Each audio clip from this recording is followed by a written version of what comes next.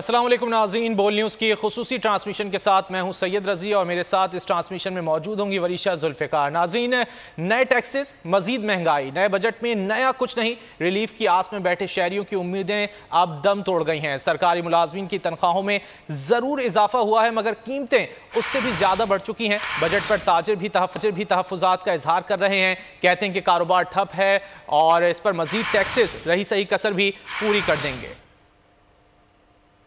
अवाम की जानिब से बजट पर तहफ़्फ़ुज़ात का इजहार किया जा रहा है, ताजिर भी दूसरी जानिब इस बजट से खुश नज़र नहीं आ रहा है। सनतकारों की भी कुछ उम्मीदें वाबस्ता थीं इस बजट से, लेकिन देखते हैं कि क्या उनकी ये उम्मीदें वाबस्ता जो हुई थी वो पूरी हो सकी हैं या नहीं हो सकी हैं। इस हवाले से बात करेंगे, मुख्तलिफ शहरों में मौजूद हैं बोल न्यूज़ के नुमाइंदगान। सबसे पहले रुख कर लेते हैं शहर इक़्तिदार का, वहाँ पर मौजूद हैं बोल न्यूज़ के नुमाइंदे अल्लाह दित्ता। बताइए, शहर इक़्तिदार के अवाम क्या समझते हैं इस बजट को देख कर, उनके क्या तासुरात हैं?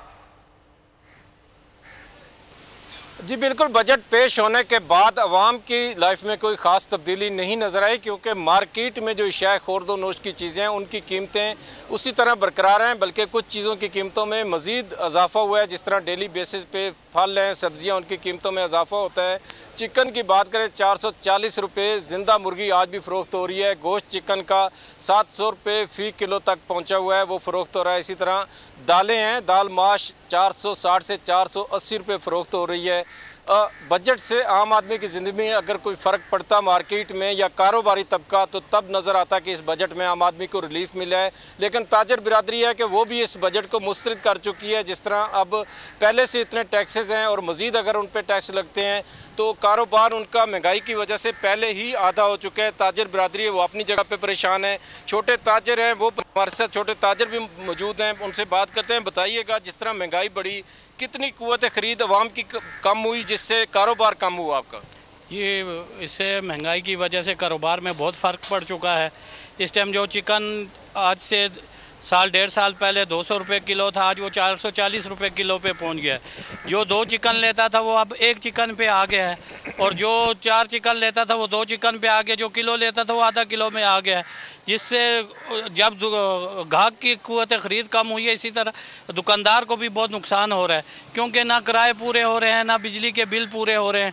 अगर बजट के बाद भी इस पर कोई असर ना पड़ा तो इसके और मुश्किलात होंगी और ग्राहक भी परेशान होगा और दुकानदार भी परेशान होगा। जी बिल्कुल, दुकानदार परेशान है और कारोबारी तबका जो है वो भी परेशान है। अंजुमन ताजरान के सदर वो भी है। अल्लाह दित्ता खान साथ ही मौजूद रहिएगा। लाहौर का रुख करेंगे और जाफर बिन यार से जानेंगे कि वहाँ पर सूरत हाल क्या है। जाफर, बताइएगा, अवाम कितना खुश है इस बजट से, महंगाई में कितना इजाफा हुआ है, किस तरह से बजट को मैनेज कर रहे हैं? आपने ठीक कहा, आवाम ज़्यादा खुश नहीं है। बजट का इंतज़ार किया जाता है कि बजट आएगा, रिलीफ लेके आएगा, और उससे पहले हुकूमत के नारे भी यही होते हैं कि अवाम दोस्त बजट पेश किया जा रहा है, और ये हर बजट से पहले कहा जाता है। लेकिन इस दफ़ा भी जो बजट पेश किया गया, नए टैक्स लगा दिए गए और 200 अरब के जो नए टैक्स के हवाले से उनकी कलेक्शन की बात की जा रही है। उसके बाद अब ये सोचा जा रहा है और लोग ये कहने पर मजबूर है, बिजनेस कम्युनिटी वो मजबूर कहने पे है कि जो है महंगाई बढ़ेगी, क्योंकि जो नया टारगेट टैक्स हदफ का लगाया है उससे महंगाई बढ़ने का खदशा हो गया है। क्योंकि अगर बड़ा जो हदफ लगाया गया टैक्स रेवेन्यू इकट्ठा करने का, उससे पहले जो सबको टैक्स कलेक्शन में उसको लेके आना होगा, लेकिन इस हवाले से कोई इकदाम नहीं किए जा रहे। आप अगर बात करें रोजमर्रा एशिया की, तो वो भी रोजाना की बुनियाद पर बढ़ रही है। ठीक है जाफर, साथ ही रहेगा, रुख कर लेते हैं फैसलाबाद का। वहां मौजूद हैं गुलाम दस्तगीर। फैसलाबाद एक सनती शहर के तौर पर भी जाना जाता है, वहां के शहरी और खासतौर पर सनतकार इस बजट के बारे में क्या राय रखते हैं?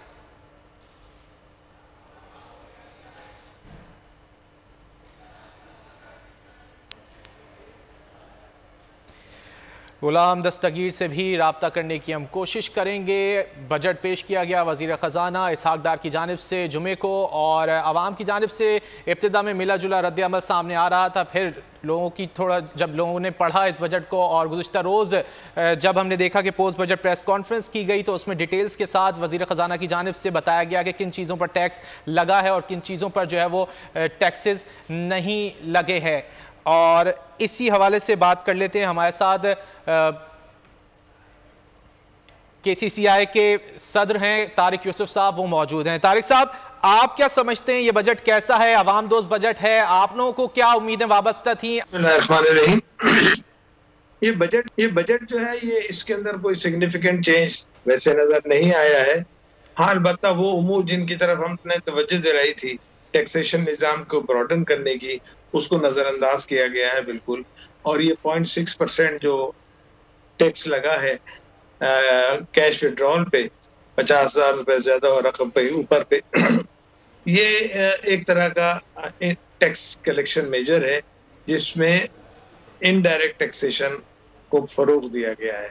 जरूरत इस बात की है कि डायरेक्ट टैक्सेशन का सिस्टम जो है वो इस मुल्क के अंदर रह किया जाए, टैक्स फ्रेंडली एनवायरनमेंट जो है वो इंट्रोड्यूस किया जाए और हर शख्स जो है वो डायरेक्टली इस मॉडर्न जमाने में डिजिटलाइजेशन के जमाने में बहुत आसानी के साथ रजिस्टर हो सकता है, मगर उसके साथ साथ उसको ये खौफ कि टैक्स अथॉरिटीज का जो हमारे मुल्क में गुज़िश्ता 70 साल से प्रिवेल कर रहा है टैक्स एजेंसीज का, उसको दूर करने की जरूरत है। लोगों को इस तरफ राग़िब करने की जरूरत है। As regard to changes, there are no major changes in the budget. एक सिस्टम है आमदनी और तखमीने का, उसमें मामूली रद्द-बदल है।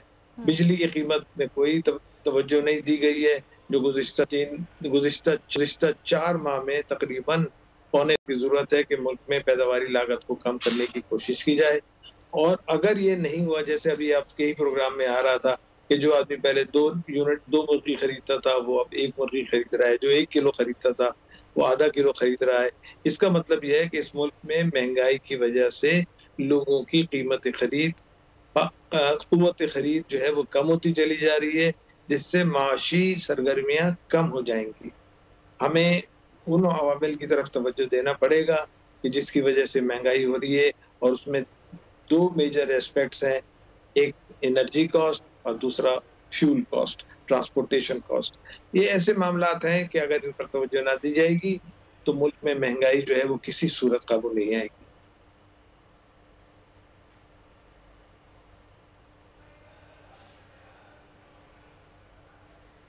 ठीक है सर, ये फरमाइएगा कि जिस तरह से आप इस बजट के हवाले से बात कर रहे हैं, आप क्या समझते हैं इस बजट को किस तरह से मजीद बेहतर किया जा सकता था कि आम आदमी जो महंगाई से शदीद परेशान है उसकी जिंदगी में कुछ आसानी आ सके? देखिए, ये तो एक रिलेटेड इशू है। अगर हमारी इकोनॉमी बेहतर नहीं होगी तो महंगाई हो जाएगी, ये तो सीधा सीधा हिसाब है। अगर हमने कोई ऐसे मेजर्स नहीं लिए कि हमारे मुल्क की सनती तरक्की जो है वो उसमें स्पीड पैदा हो, उसके मौके ज्यादा हो, लोगों को रोजगार मिले, ये सारी बातें जो हैं यही महंगाई कम करेंगी।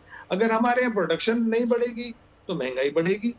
ये दोनों उल्टी बात है। जितनी ज्यादा प्रोडक्शन बढ़ेगी उतना कॉम्पिटिटिवनेस आएगा, उतनी चीजों की लागत कम होती चली जाएगी, उतनी लोगों की बाइंग पावर बढ़ती चली जाएगी। ये तो सारी बातें जो हैं ये रिलेटेड हैं माशी एक्टिविटी से, और जो हमारे मुल्क में इस वक्त कम हो रही हैं। कराची शहर में गुज़िश्ता 6 महीने से गैस शॉर्टेज मुस्तकिल चल रही है, इंडस्ट्रियल भी और डोमेस्टिक भी। उसके इम्प्रूवमेंट की जरूरत है, नए कुएं खोदने की जरूरत है गैस के। अगर हम ये सब इस तरफ, और बजट में मुझे इस ज़मीन में कोई रकम मख्तस नजर नहीं आई कि इंफ्रास्ट्रक्चर जो गैस का है उसको कैसे इम्प्रूव किया जा सकता है, उसकी सप्लाई को कैसे इनहांस किया जा सकता है। अगर सप्लाई इनहांस होगी, अब हमने गुज़िश्ता 3 महीने में गैस की कीमत 3 दफा बढ़ा दी, तो आप क्या समझते हैं कि ये सारी चीजें हम बढ़ा दी, बेसिक यूटिलिटीज को हम आगे लेते चले जाएं और महंगाई कम हो जाए? ये तो एक उल्टा हिसाब वाली बात है, ये नहीं हो सकता, ये नाकाबिले फहम बात है। ठीक है, साथ ही रहेगा तारिक यूसुफ साहब, हमें ज्वाइन किया है माहिर मौशियात आपने। मीर साहब, आप क्या समझते हैं जो बजट पेश किया गया है इसहाक डार साहब की जानिब से बेहतर किया जा सकता था और क्या इसके अंदर तब्दीलियां हो सकती थी? में पहले तो इन हालात में बजट पेश करना ही मेरे ख्याल में एक कारनामा है। जिस तरीके की मईशत की हालत हो चुकी है, और ये कारनामा मैं इसहाक डार साहब की तारीफ में नहीं कह रहा हूँ, मैं झुंझलाहट में कह रहा हूँ। जो हालत हुई है इसमें क्या बेहतरी आ सकती है आपके पास? आप मतलब 290 के ऊपर डॉलर के लिए बजट के लिए डॉलर सेट किया हुआ है, पैसे हमारे पास है नहीं। एक काम मेरी नज़र में और डिविजनल कर दिया है, डिविजनल इकोनॉमिक्स जिसको कहते हैं, कि जी सिर्फ हुकूमत के मुलाजिमीन की तनख्वाहें 30% बढ़ा दी हैं क्योंकि आम आवाम जो है वो उनको परेशानियां नहीं हो रही हैं। ये बजट बिल्कुल ही बेदिली से बनाया गया है। और एक बात मैं और कहूँ मैं आपको, पाकिस्तान में ये एक सियासी टर्म कॉइन हुआ है, अवाम दोस्त बजट। मैंने तो आज तक 13 साल जब से मैं पाकिस्तान में रह रहा हूँ, मैंने तो कभी कोई अवाम दोस्त बजट नहीं देखा। अगर अवाम दोस्त है तो एक रिपोर्टर को भेजिए कैमरा के साथ सड़कों के ऊपर और अवाम से पूछिए कि कितना दोस्त बजट है, ये हुआ या पिछला हुआ या पिछला हुआ। तो बेहतरियां बहुत आ सकती थी, मगर देखिए इस वक्त हर चीज मुख्तस तो करती है, वादे तो करती है, हेड्स ऑफ अकाउंट्स में पैसे तो डाल दिए गए हैं, वो आएंगे कहाँ से? और IMF ने बजट को रियलिस्टिक बनाने की बात कही थी, वो अब इस पे भी एतराजात उठाएंगे। अब आपने इतने पैसे यहाँ दे दिए, उतने पैसे वहां दे दिए। तो वजीर खजाना कहते हैं कि अब तक IMF की जानिब से कॉल नहीं आई है, इसका मतलब अच्छा बजट है। ये मेरे भाई, ये मतलब हम क्या तिनके के सहारे ले रहे हैं? ये IMF की तरफ, IMF कॉल थोड़ी करता है, IMF दोस्त थोड़ी है भाई, कि नईम साहब को मोइन साहब ने फोन कर दिया, कैसे हो यार नईम, चीजें सही नहीं कही तुमने या सही कही। ऐसे नहीं होता, और उनको मुझसे ज्यादा पता है। मैंने तो जिंदगी में 3 दफा IMF से डील किया होगा, उन्होंने तो 15 दफा किया होगा। तो ऐसी चीजें नहीं होती। IMF does not call. IMF is not a friend. They don't make calls. They issue statements, and they don't issue statements on budget unless when the time has come to for the next review. हमारे जून 30 को तो programme खत्म हो रहा है। अब मैंने तो जिंदगी में कभी 2 प्रोग्राम्स को, एक अनफिनिश को और एक फिनिश को मिलते हुए नहीं देखा। ये जो कह रहे हैं कि दोनों प्रोग्राम को मर्ज करके एक साथ करेंगे, मैंने तो 25 साल की फाइनेंशियल जिंदगी में मैंने कभी नहीं देखा ऐसा कि मर्ज किया गया हो। और पाकिस्तान उनके लिए कोई चहीता बच्चा नहीं है कि वो आउट ऑफ द वे हमारे लिए फेवर्स करेंगे। तो ये एक बचकाना सी बात है। बार बार यही बचकाना बातों की वजह से IMF हमसे दूर हुई है। एक दफा हमने कह दिया कि I don't care if they come और नॉट, फिर कह दिया कि we will survive without IMF। देखिए ठीक है मीर साहब, आप हमारे साथ ही मौजूद रहिएगा, आपसे मजीद भी बात करेंगे। तारिक यूसुफ साहब हमारे साथ मौजूद हैं और वो कुछ जल्दी में है, उन्हें जाना है, उनसे सवाल करना चाहेंगे। तारिक यूसुफ साहब, जैसे कि आप कह रहे थे कि ये जो बजट आया है, ये बजट जाहिर है कि बहुत सारी ऐसी चीज़ें हैं जिसे नज़रअंदाज कर दिया गया है। बजट परफेक्ट बजट नहीं है, और जब तक मईशत बेहतर नहीं होगी तब तक बजट भी बेहतर नहीं होगा। और इस तमाम तर सूरत हाल में आप क्या समझते हैं कि इंतखाबात के हवाले से भी बजट में एक रकम को मुख्तस किया गया है, आम इंतखाबात इसी साल होना भी एक्सपेक्टेड है, तो आप क्या समझते हैं कि आम इंतखाबात के बाद इन तमाम तर सूरत हाल में बेहतरी आ सकती है? देखिए, इंतखाबात से पहले जो है और आज जो पाकिस्तान में माशी बहरान है, उसके साथ साथ एक सियासी बहरान भी है, और मेरा ख्याल ये है कि इसको सेटल होना चाहिए। हर चीज़ में सर्टेनिटी होनी चाहिए। इलेक्शन कभी भी हो, मगर दे शुड बी सर्टन, ताकि लोग जो हैं, अगर कोई ये सोचता है कि मैं इलेक्शन के बाद अपने इन्वेस्टमेंट करूंगा या मैं मौजूदा हालात में इन्वेस्टमेंट नहीं कर रहा, तो ये एक अनसर्टेनिटी है। हमें इसको दूर करना चाहिए। We should have a definite position about the future of Pakistan and its economic activity. ये एक को रिलेटेड बात है। पैसा जो है बड़ी जल्दी छुप जाता है अगर हालात जो हैं वो नामुवाफिक हो। हमें इलेक्शन जो है उसकी मुताल्लिक एक क्लियर पिक्चर अगर आ जाएगी तो मैं समझता हूँ कि वो मुल्क के लिए अच्छा होगा। यकीनन सियासी सूरत हाल बेहतर होगी तो माशी सूरत हाल भी बेहतरी की जानिब गामजन होगी। हमारे साथ तारिक यूसुफ साहब KCCI के सदर मौजूद थे, बहुत शुक्रिया सर, आपने वक्त निकाला। बोल की मीर मैक साहब, आप हमारे साथ ही रहिएगा। इस वक्त ग्राउंड रियलिटी क्या है, आवाम इस बजट के हवाले से कितने पुरुम्मीद थे और उनकी उम्मीदें कितनी टूटी हैं, ये हम जानेंगे। हमारे नुमाइंदगान मुख्तलिफ शहरों में मौजूद हैं, बात करेंगे। फैसलाबाद में मौजूद हैं गुलाम दस्तगीर। फैसलाबाद एक सनती शहर के तौर पर भी जाना जाता है। सनतकारों की जो उम्मीदें वाबस्ता थी इस बजट से, क्या वो पूरी हो सकी? बिल्कुल, जो बिज़नेस कम्युनिटी है हमने उनसे बात भी की है, बोल न्यूज़ से उन्होंने खुसूसी गुफ्तगू भी की, लेकिन वो मुकम्मल तौर पर सेटिस्फाई दिखाई नहीं दिए। बजट से पहले कुछ 4-5 रोज़ कबल जो है वज़ीर ख़ज़ाना की जानिब से उनको और FBR की जानिब से सनतकारों को बुलवाया गया, एतमाद में लिया गया, इनकी जानिब से तजावीज़ दी गई, लेकिन उन तजावीज़ में से एक भी तजवीज़ जो है बजट में शामिल नहीं की गई, जिसकी वजह से खुले आम तो सनतकारों की जानिब से बजट को मुस्तरद नहीं किया गया, लेकिन दबे अल्फाज में बजट को मुस्तरद कर रहे हैं, क्योंकि एक्सपोर्ट के हवाले से कोई बात नहीं हुई। सिर्फ एक कौंसल जो है कायम की गई है एक्सपोर्ट के हवाले से। इसके अलावा जो टैरिफ बिजली के तब्दील हुए थे, सब्सिडी वापस ली गई थी, वो दोबारा बहाल नहीं की गई। रिफ़ंड क्लेम्स के हवाले से कोई फ़ंड या तरीक़ाकार तय नहीं किया गया। इसके अलावा जो आसान कर्ज़े हैं उनके हवाले से बात नहीं हुई। इसके अलावा मज़ीद सरमायाकारी के हवाले से कोई बात नहीं हुई। इसीलिए सनतकारों को जब रिलीफ नहीं मिलेगा, मिल्स नहीं चलेंगी, फैक्ट्रियाँ नहीं चलेंगी, तो यहाँ पे फैसलाबाद की बेशतर जो आबादी है, जो मज़दूर तबका है, वो इसी सनत से वाबस्ता है। रोज़ाना की बुनियाद पर अपनी दिहाड़ी लगाते हैं, रोज़ाना की बुनियाद पर उजरत कमाते हैं। यही वजह है कि फैसलाबाद में जब रिलीफ नहीं मिला तो फैसलाबाद की जो सनतें हैं, जिसमें ख़ास तौर पे पावर लूम्स है, पावर लूम्स के मुख्तलिफ सेक्टर्स हैं, जिसमें जंग रोड है, जनावाला रोड है, सत्याना रोड है, गुलाम अहमदाबाद का इलाका है, लकड़ मंडी है, सदार है, को 8-10 सेक्टर्स बनते हैं जहां पर सैकड़ों की तादाद। गुलाम दस्तगीर, आप फैसलाबाद की सूरत हाल से हमें आगाह कर रहे हैं, साथ ही मौजूद रहिए। क्वेटा से दानिश मुराद भी हमारे साथ मौजूद हैं, वहाँ पर सूरत हाल क्या है, इस बजट के हवाले से अवाम की क्या राय है? दानिश जी देखिए, क्वेटा के जो शहरी हैं इन्होंने बजट को जो है वो मुस्तरद तो हम नहीं कह सकते कि 100% उन्होंने मुस्तरद कर दिया, मगर उनकी जो उम्मीदें थी वो उम्मीदें जो हैं वो इनसे दम तोड़ गई हैं। शहरी इस बजट को अवाम दुश्मन जहां करार नहीं दे रहे, तो वहीं अवाम दोस्त भी इसको करार नहीं दे रहे। लोग कहते हैं कि इस बजट में बहुत सी ऐसी चीज़ों को जो है वो नज़रअंदाज किया गया है जिनको नज़रअंदाज नहीं करना चाहिए। तो एक शहरी भी मौजूद हैं, उनसे जानते हैं, उसके बाद फिर दीगर गुफ्तगू करते हैं। सर, बजट आया, क्या समझते हैं, क्या इसमें नज़रअंदाज हुआ, मुतमईन है इस बजट से आप? देखें, 100 में 10% गवर्नमेंट मुलाजमीन होंगे, मैं उनको उनकी तनख्वाहें तो इन्होंने बढ़ा दी, लेकिन ये 90% जो आम आवाम है मेरी तरह, इनको इन्होंने महंगाई के समंदर में फेंक दिया। ये मरते हैं, भूखे रहते हैं, जो भी होते हैं ना। पहले किसी हुकूमत को इससे फ़र्क पड़ी है ना पड़ेगी। आवाम तो पिस रही है, जलील हो रही है। हमें तो इस बजट में भी वही मिला जो पहले गवर्नमेंट देते आ रहे हैं, सिर्फ महंगाई पे महंगाई। हर चीज़ इन्होंने महंगी कर दी है, पहनने की चीज़ें, खाने पीने की चीज़ें, क्या चीज़ है जो पाकिस्तान में हमें सस्ता मिल रहा है।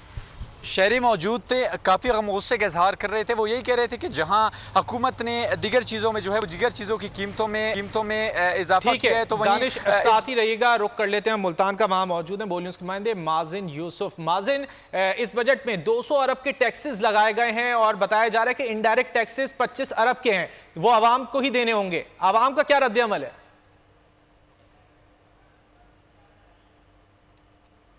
बिल्कुल, मुल्तान की अगर सूरत हाल की बात करें, जब से बजट आया तो आवाम कतई तौर पे खुश थी।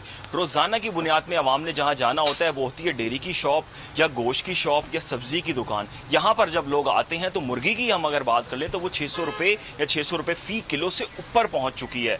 डेयरी की हम बात कर लें, दही जो है वो 240, 250 रुपये किलो में बिक रही है। चीनी की बात कर लें, जो चीनी 85 रुपये 80 रुपये थी, वो इस वक्त 122, 125 रुपये फ़ी किलो में चल रही है। शहरी मौजूद है, इनसे बात करते हैं। जी, बजट आया, बजट के हवाले से आप क्या कहना चाहेंगे, कितने आप मुतमईन हैं और क्या सूरत हाल? अस्सलाम वालेकुम। मैं यही कहना चाहूँगा कि गोश्त कल 600 था, आज 600 कुछ हो गया, 625-30 रुपये है। चीनी आपके सामने थी 60, 70, 80 तक मिलती रही है, और आज चीनी 125, 130 तक आम दुकानों पे भी चीनी मिल रही है इस टाइम। तो इन्होंने हमारे लिए क्या बजट निकाला, हमारे को तो कोई समझ नहीं आती बजट क्या निकाला। गरीब आवाम के लिए कोई बजट भी नहीं है इस टाइम। तो हमारी तो हुकूमत से यही गुजारिश है कि चीज़ों को कंट्रोल किया जाए, जितना हो सके चीज़ों को कंट्रोल किया जाए। जी, यही तमाम तर सूरत हाल है। आवाम की एक ही बात है, वन लाइनर है कि ये कोई हमारे लिए बजट नहीं है। हम दूध लेने जाते हैं, हम चीनी लेने जाते हैं, हम गोश्त लेने जाते हैं, तो हमें कहीं भी कीमतें सस्ती नहीं मिल रही और हमें नहीं पता कि बजट क्या होता है और इसमें हमें क्या दिया गया है। जी ठीक है, मुल्तान से माजिन हमारे साथ ही मौजूद रहिएगा। सखर का रुख करेंगे, शाहिद अली से जानेंगे। शाहिद, बजट आने से पहले भी हम यही देख रहे थे कि रोजाना की बुनियाद पर अशिया खुराज की कीमतों में इजाफा हो रहा था और अब भी यही सूरत हाल है। आम आदमी की जेब पर और जो घर का बजट होता है उस पर क्या फर्क पड़ा है ये बजट आने से?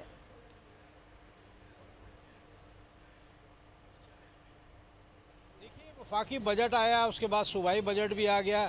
जो तवक्कात थी लोगों की, ख़ास तौर पर गरीब तबका, मुतवस्सित तबका, ये सोच रहा था कि शायद ये हुकूमत जो है, जितनी बातें ये कर रही है हुकूमत, हमें कुछ रिलीफ मिले। लेकिन हमें जितना भी बजट का हमने गौर से जायज़ा लिया है, हमें गरीब आदमी को कहीं रिलीफ मिलता नज़र नहीं आ रहा है।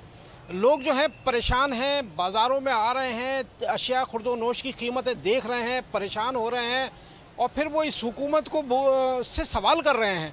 क्या सवाल कर रहे हैं? हमारे साथ एक शहरी मौजूद है, उनसे बात करते हैं। आप बताएं, बजट आ गया है, वफाकी बजट भी आ गया, सूबाई भी आ गया, आपको क्या महसूस हो रहा है? कुछ गरीब मुतवस्सित तबके के लिए कुछ इसमें है? ये बजट हमने जो इस वक्त तक गौर किया है, ये एक इंडस्ट्रियलिस्ट इंसानों के लिए या लोगों के लिए बजट है। जो पाकिस्तान की 90% आबादी है, जो कि गरीब, मुतवस्सित या सफ़ेद पोश लोगों पर मुश्तमिल है, उसके लिए इस बजट में कुछ भी मौजूद नहीं। इवन ये कि आप ये देखिए कि गैस की कीमतें, बिजली की कीमतें, जो कि हर एक की ज़रूरत में शामिल है, वो कुछ भी कम नहीं की गई। जो भी रिलीफ दिया गया है, अमीर और इंडस्ट्रियल तबके को दिया गया है। एक गरीब तबके के लिए और सफ़ेद पोश तबके के लिए कुछ नहीं है। तनख्वाहों में अगर कुछ दिया है तो उसका कोई फ़ायदा नहीं है, क्योंकि महंगाई और मज़ीद बढ़ गई है।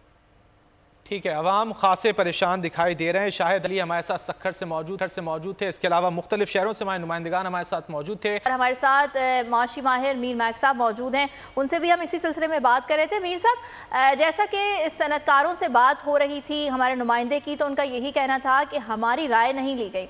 आप क्या समझते हैं, कितना इम्पॉर्टेंट है कि बजट डिज़ाइन करने से पहले मुख्तलिफ शोबों से ताल्लुक़ रखने वाले जो अफराद हैं, उनकी राय ली जाए, उनसे बातचीत की जाए, उनसे मुशावरत की जाए, ताकि बजट को मज़ीद बेहतर बनाया जा सके? देखिए, बहुत अच्छी बात है। ये ज़रूरी नहीं है कि राय ली जाए, कोई रूल या रेगुलेशन ये नहीं कहता, मगर ये एक आम सी प्रैक्टिस है कि जिनके लिए बजट बनाया जा रहा है उन सबसे तो राय नहीं ली जा सकती, पूरी आवाम से तो राय नहीं ली जा सकती, मगर एक खास तबके होते हैं जो एम्प्लॉयमेंट क्रिएट करते हैं मुल्क में, तो उनसे राय ली जाए, मशवरा किया जाए, उनको बताया जाए कि ये चीज़ें हो रही हैं, ये चीज़ें होने वाली हैं। तो ये बहुत अच्छी चीज़ है। अमूमन हुकूमत सनतकारों से, बड़े स्टेक होल्डर्स से मशवरा करती है, मगर इस दफा क्या मशवरा करेंगे? वो तो बेचारे खुद रो रहे हैं। आप बड़ी से बड़ी कंपनी ले लें, प्रोडक्शन हॉल्स आ रहे हैं 15 दिन के, 20 दिन के। छोटी कंपनी ले लें, उनके लिए इंपोर्ट पे रिस्ट्रिक्शंस लगी हुई है। एक्सपोर्टर्स का जो खाम माल आता है वो इंपोर्ट होकर आता है। तो जैसे उर्दू में वो जो व्यापारी लैंग्वेज में कहते हैं ना कि उसके तो बारे ही नहीं पड़ रहा है अब, इसलिए कि 310, 315 पे अगर आप कोई खाम माल मंगाएंगे, उसमें वैल्यू एडिशन करेंगे। बिजली इतनी महंगी हो गई है, 50 रुपए के करीब यूनिट पे आप उसको वैल्यू एडिशन करके एक्सपोर्ट करेंगे तो मुश्किल हो जाती है। तो मेरे ख्याल में एक ऑल इंक्लूसिव कंसल्टेशन होनी चाहिए थी, और अभी भी हो सकती है, क्योंकि आप मिनी बजट, जिसको पाकिस्तान में मिनी बजट कहते हैं, जो कि फाइनेंस अमेंडमेंट बिल होता है, उससे काफी चीजें सही की जा सकती है। अस्तगफुरुल्लाह, कोई लोहे कुरानी थोड़ी है ये बजट जो है, इसमें तरमीम हो सकती है, बिल्कुल हो सकती है। ठीक है, साथ ही रहेगा मीर साहब। माशी तज्जियाकार एहसन मलिक साहब ने भी ट्रांसमिशन में ज्वाइन कर लिया। बहुत शुक्रिया एहसन साहब आपके वक्त का। एहसन साहब, जिस माशी सूरत हाल का इस वक्त सामना है पाकिस्तान को, क्या उसमें इसी तरह का बजट एक्सपेक्ट किया जा सकता था? गालिबन हमारा राब्ता मुनक़ता हो गया है एहसन मलिक साहब से। एहसन मलिक साहब से राब्ता मुनक़ता हो गया, एक बार फिर बात करेंगे मीर मैक साहब से। मीर मैक साहब, वज़ीर ख़ज़ाना इसहाक डार कहते हैं कि बजट आ गया है, मामलात बेहतरी की जानिब गामज़न में, शरह नमू बेहतर करने की ज़रूरत है, किस तरह की जा सकती है? आप शरह नमू को कैसे बेहतर करेंगे? इस वक्त आपके पास डॉलर्स का कहत है, आपके पास 38% इन्फ्लेशन ये कह रहे हैं, मेरी नज़र में तो 50% है।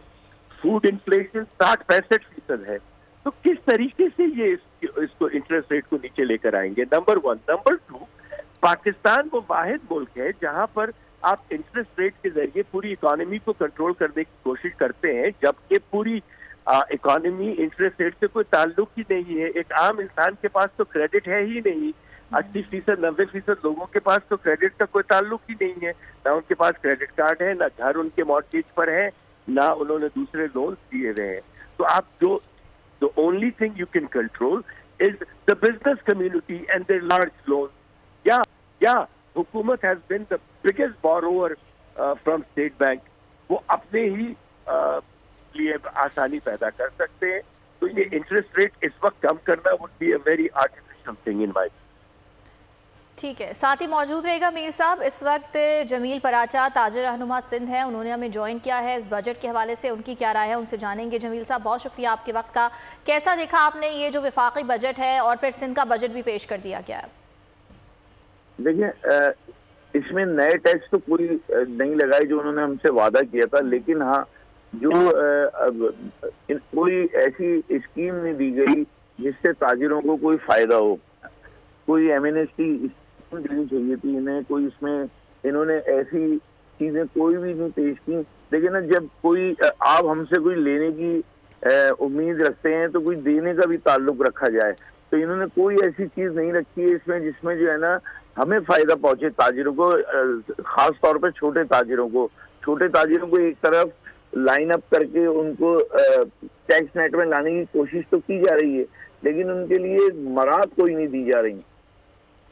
तो जमील साहब, इस वक्त जिस तरह की कसाद बाजारी का सामना ओवरऑल एक तो पूरी दुनिया में किया जा रहा है, खासतौर पर पाकिस्तान में भी इस वक्त सामना है, बेहतरी किस तरह लाई जा सकती है?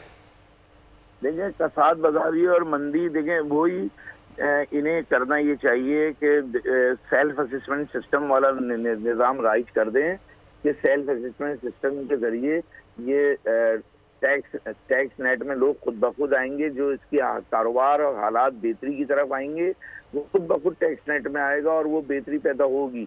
लेकिन अगर आपने ज़बरदस्ती की, किसी के साथ ज़बरदस्ती ज्यादती की, तो फिर लोग वही बेजार होकर भागते हैं। आप बेहतर यह है कि IMF से किसी भी तरह इन्हें जो है ना वो कर्जों के लिए अपनी जान छुड़ानी पड़ेगी। जो ये इंटरेस्ट बढ़ता चला जा रहा है, ये IMF से किस्तें लेते चले जाते हैं और फिर उसके बाद उसको इंटरेस्ट देने के लिए फिर इन्हें इंटरेस्ट देने के लिए फिर उधार देना पड़ता है, लेने पड़ते हैं। तो इनको ये चाहिए कि देखें, किसी भी तरह जो है ना वो इस चीज को अपने अखराजात को कंट्रोल करें, जो हुकूमत ने अपने शाही अखराजात किए हुए हैं। जमील साहब, कता कलामी के लिए माजरत, आप टैक्स नेट बढ़ाने की बात कर रहे थे। टैक्स नेट में बढ़ाने के लिए आप क्या समझते हैं, छोटे ताजिर जो हैं वो आगे आएंगे? बिल्कुल आगे आएंगे। मैं आपको बता रहा हूँ ना कि थोड़ी सी जो सेल्फ असिस्टेंट सिस्टम के जरिए आप टैक्स नेट शुरू कर दें, छोटे ताजिर बिल्कुल आगे आएंगे। और मैं आपको बताऊं, ये मैं दरअसल मेरी बात कंप्लीट नहीं हुई थी। जी बिल्कुल। मराद को हुकूमत को खत्म करना पड़ेगा। जैसे प्रोटोकॉल्स लिए जाते हैं मिनिस्टरों के और इनके शाही अखराजात हैं, पूरे डेलीगेशन जाते हैं, बाहर जहाँ भी जाना होता है पूरे डेलीगेशन जाते हैं। उन डेलीगेशन को खत्म करें, 2-2, 3-3 लोगों को भेजा करें, पूरे 100-100, 50-50 लोगों को भेजना बंद करें हुकूमती खर्चों पे। ये अय्याशियां खत्म होंगी तो लोगों में बेहतरी आएगी। करते सब कुछ हुक्मरान खुद हैं और भुगतना आवाम को और ताजिरों को पड़ता है। तो इस तरह से इन पे ये बोझ न डालें। कोशिश ये करें अशिया खुर्दोनोश की कीमतें कंट्रोल करें, लोगों को मराद दें ताकि लोग जो है खुद ब खुद शौक से आगे बढ़ के, क्योंकि हम सब अल्हम्दुलिल्लाह मुहिब्ब वतन पाकिस्तानी हैं। जब तक आप लोगों के लिए कुछ सोचेंगे नहीं, लोग आगे बढ़ के आपके लिए काम नहीं करेंगे। ठीक है, साथ ही रहे जमील साहब। मीर साहब, आप क्या समझते हैं टैक्स नेट को किस तरह बढ़ाया जा सकता है? 200 अरब रुपए के टैक्सेस तो लगाए गए हैं, लेकिन मजीद जो है वो किस तरह टैक्स नेट को बढ़ाया जा सकता है? कौन से ऐसे इकदाम हैं जो कि इस वक्त उठाने की जरूरत है?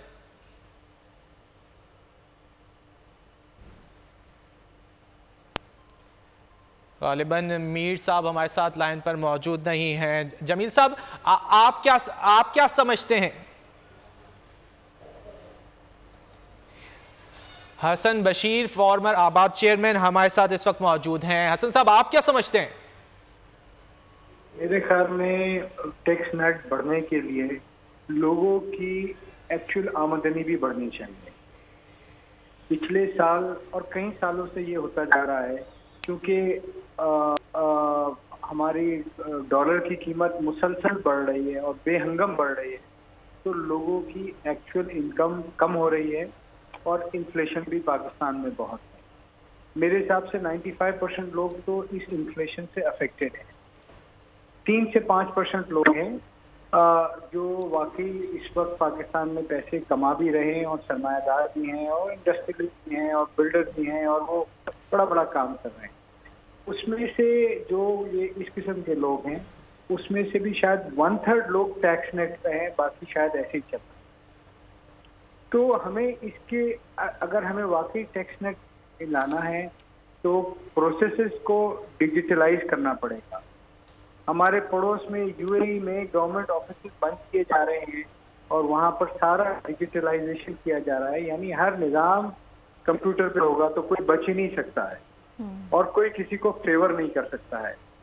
और इससे फिर हर जगह के वो हजरात जो आज स्क्रीन पे नहीं है वो खुद ब खुद स्क्रीन पे आ जाएंगे और उनके सिस्टम में टैक्स नेट के सिस्टम में दाखिल होना पड़ेगा।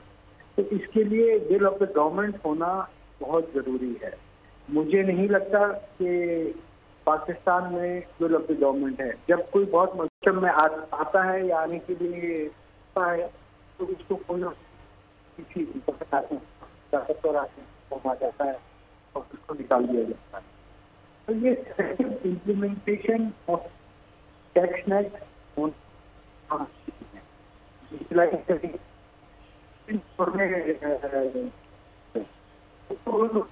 आज भी मैं कई सालों से सुना हूँ, हुकूमत कहती है कि लाखों लोग हमारे पास डेटा में ऐसे मौजूद हैं जिनके पास 2-2 करोड़ रुपए की गाड़ी है, 5-5-10 करोड़ रुपए के बंगले हैं और वो टैक्स नेट में नहीं है। ये तो फिर बड़े शहरों में कुछ लोग हैं जिसमें कराची है, लाहौर है, इस्लामाबाद है, हैदराबाद है, पेशावर है। ये पूरा पाकिस्तान तो नहीं है ना। पाकिस्तान तो बहुत बड़ा है। बाहर इसके अलावा जो लोग काम कर रहे हैं और बहुत बड़ा काम कर रहे हैं, अल्लाह ताला उसको मुबारक करे।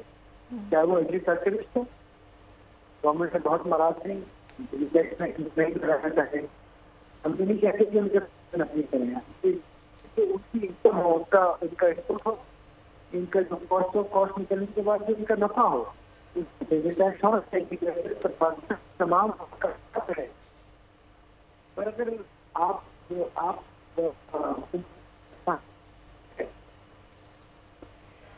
ठीक है, हसन बख्शी चेयरमैन आबाद हमारे साथ मौजूद थे और उनका यही कहना है कि लोग टैक्स नेट में नहीं आएंगे तब तक सूरत हाल बेहतर नहीं हो सकती। फॉर्मर आबाद चेयरमैन हसन बख्शी साहब, बहुत शुक्रिया आपके वक्त का। एहसन मलिक मौशी तजियाकार हमारे साथ मौजूद हैं, विफाकी बजट के हवाले से उनसे भी बात करेंगे। एहसन साहब बताइएगा, ये जो बजट है आवाम का ये कहना है, आम आदमी का ये कहना है कि ये अमीरों के लिए बजट है, हमारे लिए इस बजट में कुछ नहीं रखा गया।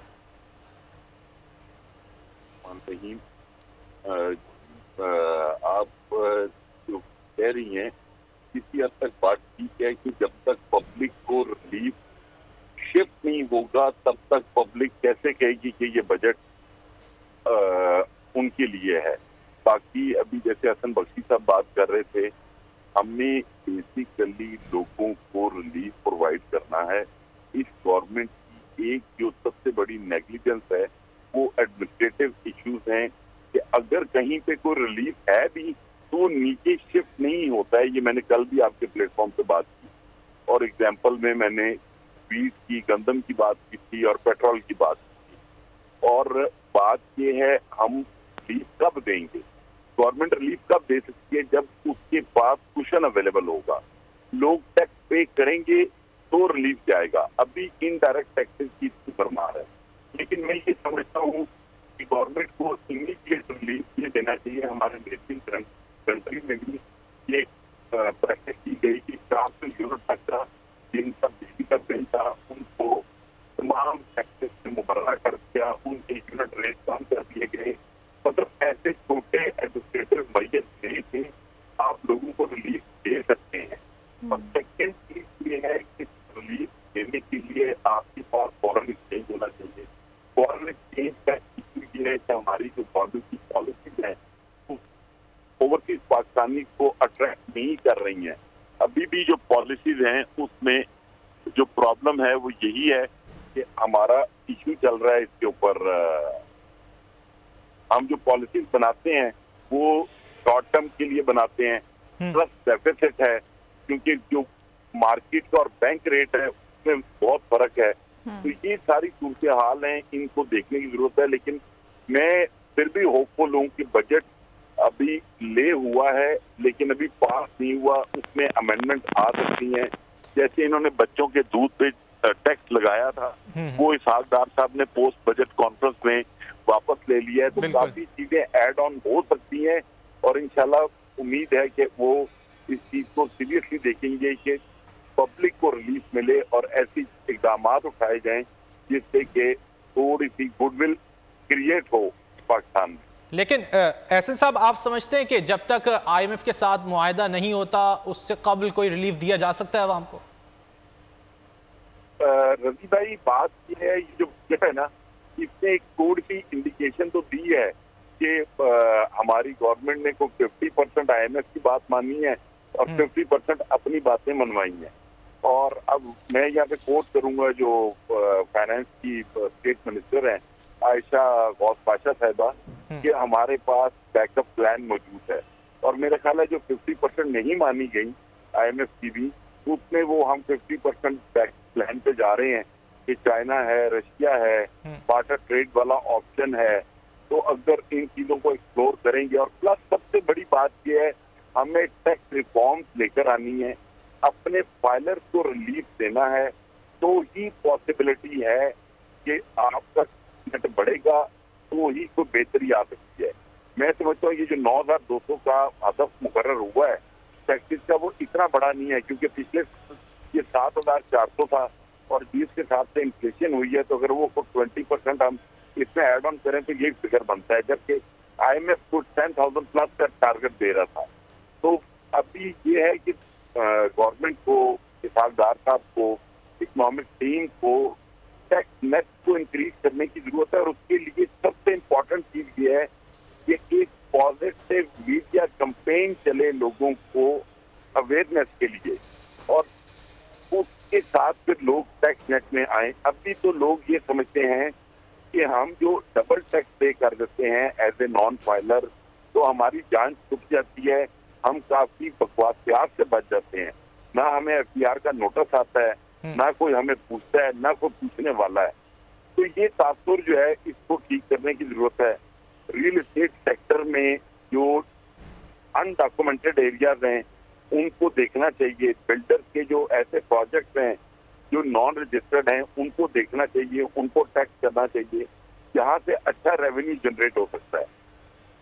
ठीक है, कुछ ऐसे इकदाम हैं जो कि उस हुकूमत को उठाने की ज़रूरत है और ख़ास तौर पर टैक्स नेट बढ़ाने की ज़रूरत है। माशी तज्ज़ियाकार एहसन मौजूद थे, इसके अलावा ताजिर रहनुमा जमील पराचा भी हमारे साथ मौजूद है। आप दोनों का बहुत शुक्रिया। अभी रुख कर लेते हैं लाड़काना का, और लाड़काना के आवाम का क्या रद्द-ए-अमल है इस बजट पे, बजट के हवाले से उनके क्या तासुरात हैं, जान लेते हैं बोल न्यूज़ के नुमाइंदे शहजाद अली से। शहजाद, वफाकी बजट के हवाले से तो आपने बताया था कि तहफ़्फ़ुज़ात का इजहार किया गया आवाम की जानिब से, लेकिन ये बताइए कि सिंध का बजट भी पेश कर दिया गया है, अब आवाम की क्या तासुरात हैं? सिंध का बजट जो पेश किया गया है, वफाकी हुकूमत के बजट से भी आवाम को ज़्यादा खुश नहीं थे, बल्कि मायूस थे और मुकम्मल तौर पे उसको मुस्तरद कर दिया गया था। मुख्तलिफ वजूहात सामने आई थी कि ताजिर तबका बहुत ज़्यादा मायूस था, गरीब तबके के लिए उसमें कुछ रिलीफ नहीं था।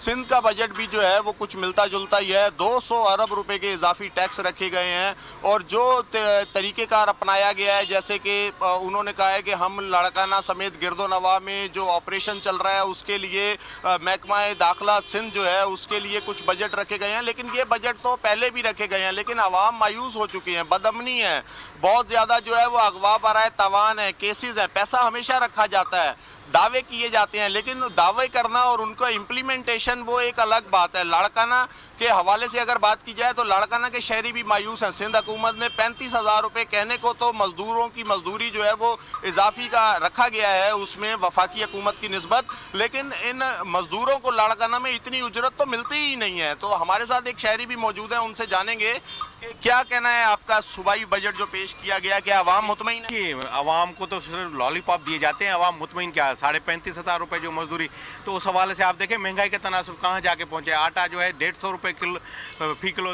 बिक रहा है, दालें चावल घी, आवाम को इलेक्ट्रिसिटी देखें या मतलब दीगर देखें चीज़ें, उनमें कहाँ रिलीफ दिया गया है? कुछ नहीं है सिंध हुकूमत के लिए। आवाम पता नहीं, मतलब सिंध हुकूमत दावे करती है या वफाकी हुकूमत दावे करती है। बहुत शुक्रिया। लाड़काना की सूरत हाल से आप हमें आगाह कर रहे थे। कोट अद्दू के अवाम का क्या कहना है, मुबश्शिर मिर्जा हमारे साथ मौजूद हैं, वो हमें बताएंगे। साथ जो है ये बजट पेश किया गया है। अवाम का जो है बड़ा सख्त रद्द-ए-अमल देखने में सामने आ रहा है। इस वक्त मैं एक ताजिर के साथ मौजूद हूं, उनसे बात करेंगे कि उनसे जान लेते हैं कि ये कितना अवाम दोस्त बजट जो है हुकूमत ने पेश किया है। मुतमईन कैसे होंगे, महंगाई बहुत ज़्यादा हो चुकी है, हर चीज़ महंगी है, गाहक से रोज़ाना लड़ाइयाँ होती हैं और एक चीज़ 60 रुपये की लेकर आ रहे हैं, अगली दफ़ा जनाब 70 रुपये की मिलेगी। वो क्या कर सकता है बंदा। अभी ये बजट का ऐलान हुआ है तो देखते हैं अब 2-4 दिन के बाद क्या रद्द-ए-अमल सामने आता है, महंगाई कम होती है या नहीं होती। देखने में तो बहुत बेहतर नज़र आ रहा है, लेकिन अगर महंगाई पे कंट्रोल हो तो तब तो हमें बजट अच्छा लगेगा। अद्दू से मुबशिर हमारे साथ मौजूद थे और अब रुख कर लेते हैं ठट्ठा का। वहाँ नज़ाकत अली शाह मौजूद हैं। नज़ाकत, बताइएगा यहाँ के अवाम भी मायूस दिखाई दे रहे हैं बजट से?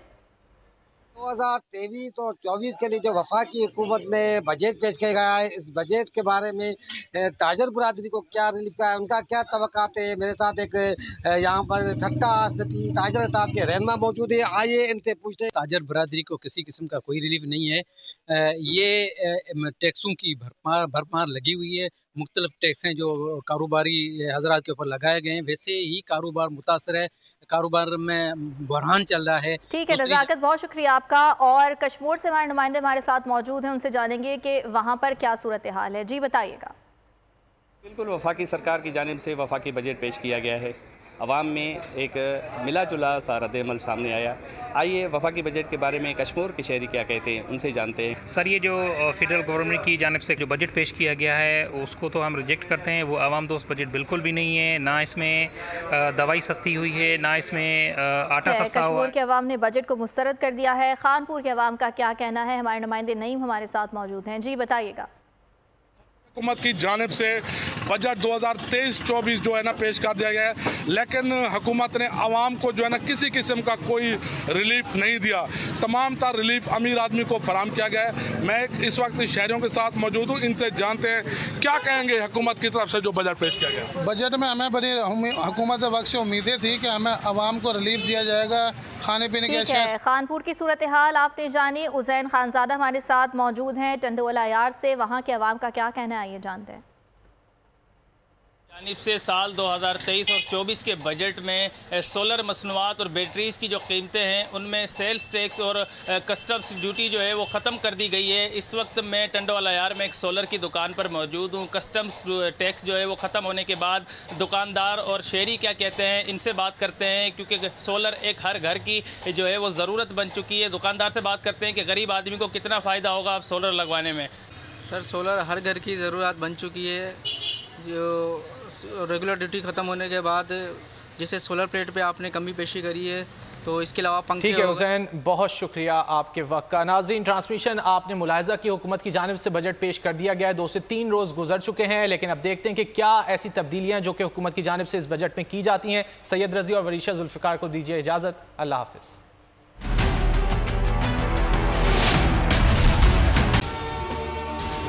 अगर आपको ये वीडियो पसंद आए तो लाइक पर क्लिक करें। बजट 2023-24 की सबसे बड़ी ट्रांसमिशन, बोल एक मर्तबा फिर सबसे आगे। वजीर खजाना की बजट तकरीर की सबसे बड़ी कवरेज, 62% अवाम ने देखा बोल की स्क्रीन पर। Welcome back to the budget transmission. सबसे बड़े पैनलिस्ट और रिपोर्टर्स की बड़ी टीम ने बजट के लम्हे लम्हे की अपडेट से किया बाखबर अपनी आवाम को। गुजरात में यूं कह रहा हूं कि एक तरफ ये ख्वाहिश है कि लोगों को रिलीफ दी जाए, क्योंकि इलेक्शन सिर पर है, तो कोई ऐसा बजट दे जो पॉपुलिस्ट हो। क्योंकि बोल रखता है खबर के हर पहलू पर नजर। बोल है सबसे आगे, सबसे पहले। सब्सक्राइब करें और बेल दबाएं ताकि कोई खबर रह न जाए।